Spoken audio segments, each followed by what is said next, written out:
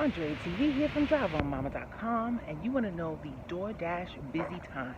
What are the busiest times where you can get the most orders in most markets? This is going to be dinner time.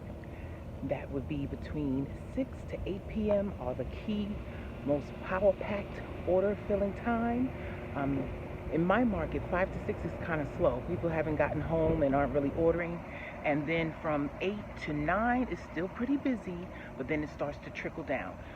Today, you're going to be joining me on my ride-along. I am starting this night shift at 10:04, and DoorDash is not going off yet. Right now, we have an Uber Eats at McDonald's for $7.62, going 2.8 miles. The busy times also are around lunch, but you're not going to get the biggest tips during that time. Lunch hours would be from 12 to about 1:30. By 2 o'clock, it dies down a lot as well. And some breakfast. Breakfast really isn't that busy, at least in my market. But the breakfast hours would be between about 8, really not a lot of orders before 7, but like 8 to 9:30. A lot of coffee before that time. So hopefully this helps you. And you're going to get more orders on the weekend than during the weekdays. So I don't know what your situation is and if you have children and things of that nature. But if you can get a sitter or take them to grandma's house, pretty much most of the weekend is going to be busy around the meals times. It's really no dead spots, except for 10 to 11, even on Saturday nights, because that's when people are going out and they haven't come back home yet and they're not hungry. But the busy times are around the meals times. Dinner is the busiest, and the weekends are the busiest period overall. Hope this helps. Now let's go get on the road. Okay, the time is now 10:55 p.m. That is how long it took to get our next order. We are going to Focaccia Sandwiches, which is a ghost kitchen out of Angelico's. $13.05, going 2.4 miles. Let's go. Message from Bella Al. Please deliver to apartment. 11:35 p.m. We have just accepted our next 3 orders. It's a batched order on Uber Eats, $10.55, going 1.9 miles in total. And then we have a Surfside on DoorDash, $18.25, going 6 miles into Silver Spring. Let's see if we can pull this off. Okay, change of plans. They are super slow tonight. Somebody that I know is a dasher who went in about 2 or 3 minutes before me was standing there looking upset and disturbed, and they handed him his first order out of a batch. And I know he has a batch because he didn't leave after they gave him the first bag. Someone else who was also there inside the restaurant before me that I know is a dasher and Uber eater, they told her, we're still working on yours. And I just got the ping after they had their order. So that's going to be a very long time. We're going to unassign that, and we're going to go to Surfside and get the $18.25 order, drive it the 6 miles and get back, because, yeah, $10.55 is not worth it. And we are at Surfside now. They're right across the street from each other.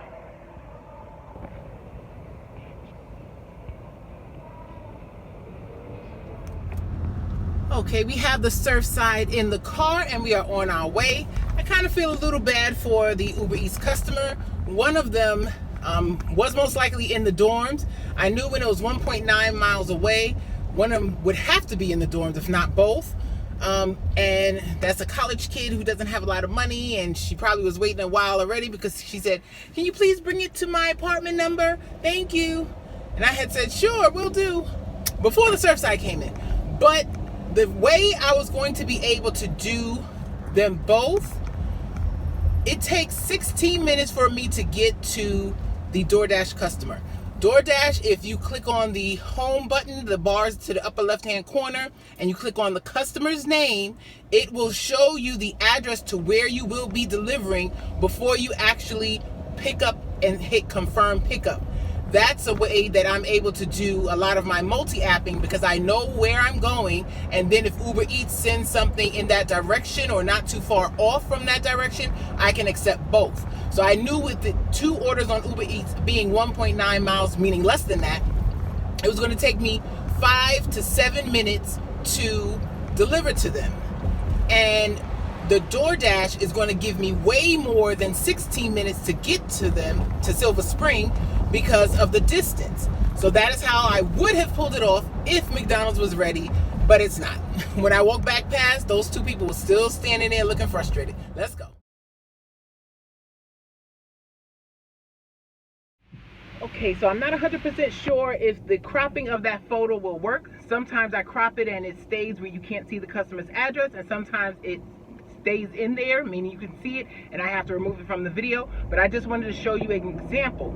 My phone at the top, you can see it's 11:44 p.m. right now, and the time that DoorDash allotted me to deliver would have been 12:15. So that would have given me more than enough time to drop off the two McDonald's Uber Eats, which were within a mile, and then still get to Silver Spring. Even if it was a mile going in the opposite direction, at night with the traffic that you see, which is none, I would have been able to do it. Helping you make more money. Okay, we have our next two orders.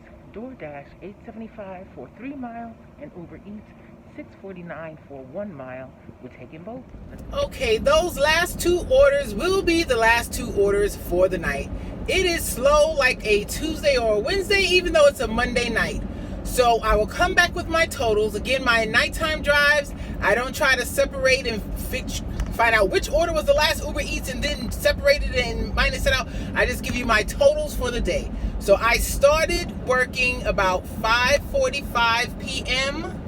and then I worked all the way through till 1:40 a.m. So that was my shift for today. I prefer the evening and night shifts. Usually, with more orders, they would be more profitable, but I'm not upset. We are going to be back at it tomorrow. And drive on, mama. The shift is over. Relax, sit back. The shift is over. Relax, sit back.